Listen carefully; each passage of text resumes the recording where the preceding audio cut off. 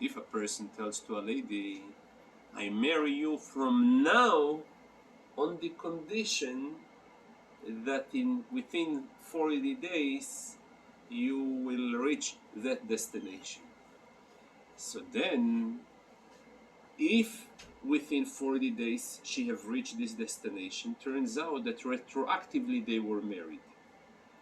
If she won't do good on her promise, so it will turn out that retroactively they were not married.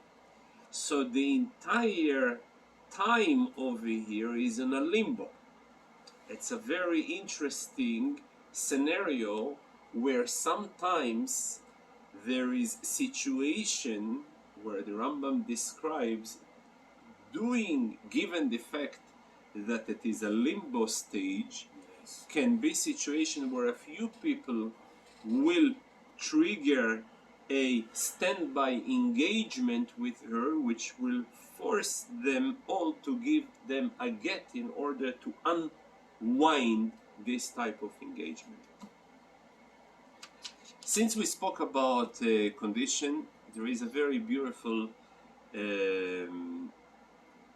chapter where the Rambam said there is any violation of the condition violates and breaches the contract. For example, if a person tells to a lady, I'm marrying you on the condition I'm a poor man, and turns out that he is a rich man,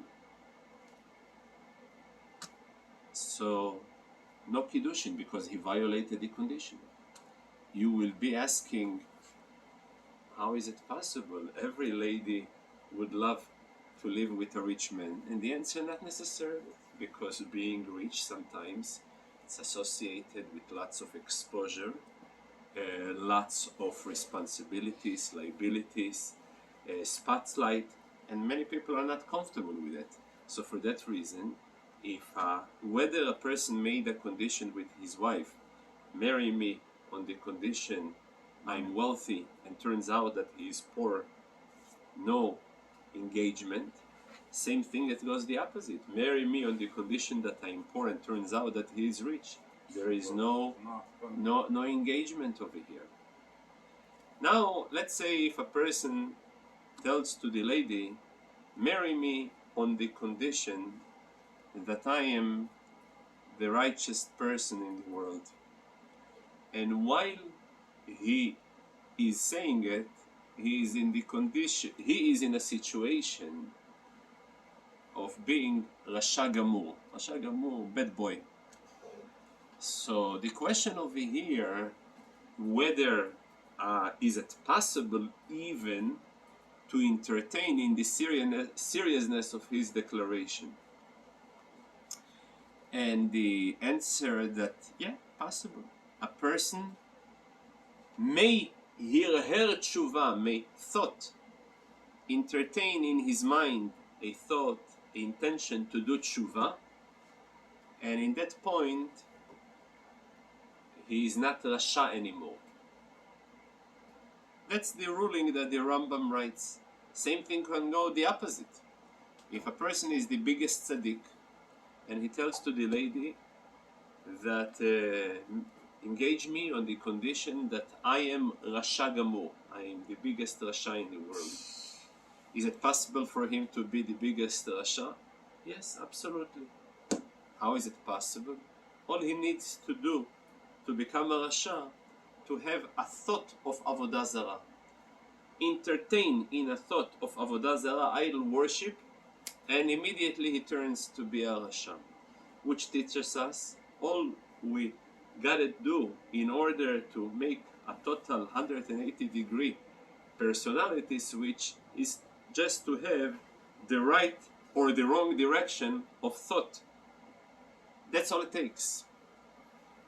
So that's the halacha, that's the ruling. So once I heard a beautiful question that the Rebbe was introducing to the crowd in the name of the Regachover. Everybody who had just learned Rambam, recently we have learned in Ilchot Teshuvah that the Ma'ala, the level of a Baal Tshuva, is way bigger than a Tzaddik Gamur.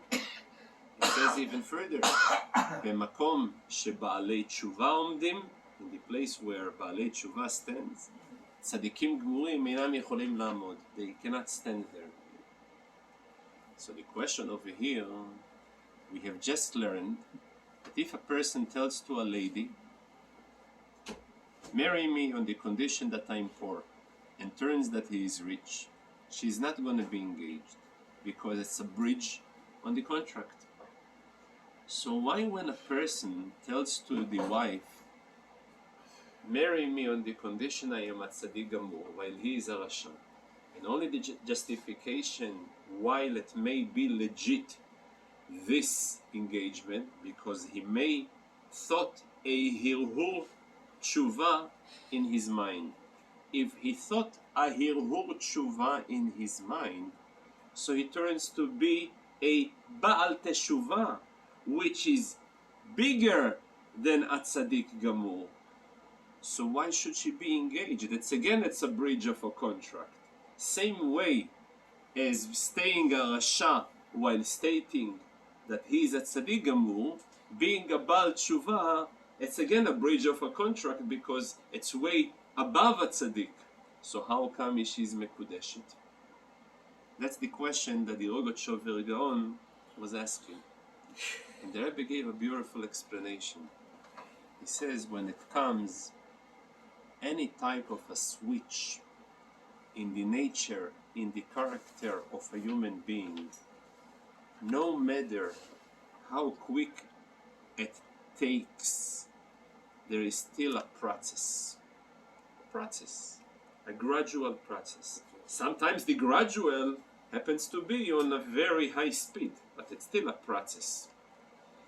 So when a person is in a stage, in a situation where he is a rasha gamur, and he is on the way to becoming a Baal Teshuvah by his thought, throughout that process, while he was climbing from floor number 1 of being a rasha gamur to floor number 100 being a Baal Teshuvah, he passed by floor number 50th of being a tzaddik gamur. That moment that he passed by, the kiddushin have triggered, and that's what makes her mekudeshet. That's a beautiful, amazing explanation of the Rebbe, how come in such a condition she will be mekudeshet. The final chapter of the Rambam today deals with the next stage. The next stage after the Erusin, it's called Nisuin. Nisuin is marriage. Or Knisa lechuppah. Entering today, we happen to do it in 2 stages. But in the olden days, it used to be... Today we're doing it in 1 stage under the chuppah, because the chuppah consists of the part of the Erusin and the Nisuin. In the olden days, based on the age of the Kala, based on the condition of the Chatan, the time spent between the Nisuin and Erusin used to range from 30 days till about 12 months in order to give a chance to be prepared, and for him and for her as well, with dresses and all the preparation, the arrangement that are necessary for the wedding. There is another devotion in the final chapter of the day where the Rambam dedicates about the concept of ketubah. Ketubah is an amount of money that a person, I would say it, a reserve fund that a person must have in order to be ready in case he decides to seize the relationship. So Chachamim made a takana, shelo yeh kala be'inav legarsha. It should not be easy for a person to divorce his wife. So therefore, amount of aktuvah will be ranging between 100 zuz to almana or beula and 200 for a betula. So that is the basic ktuvah, and without this Ketuvah, a person cannot live a moment with his wife. In some places, the actual Ketuvah was written before the engagement, so then even if he dies or divorces after the engagement, before the marriage, she is still entitled to collect the Ketubah. However, it's not obligatory because theoretically in some places it was written after the engagement, before the marriage. There is also the amount of time a person needs to spend in order to be mesameach, to make happy his wife. So if it is a betula, a virgin, 7 days of Yemei HaMishteh are given. If it is a beula, if she's not a virgin, 3 days. The days of marriage, ideally, it should be done on Wednesday for a betula, and anybody else on Thursday. That way he has 3 days to be mesameach. That's in a nutshell an attempt to summarize the first 10 chapters of the last few days, and tomorrow we're going to go to much more details. Thank you very much.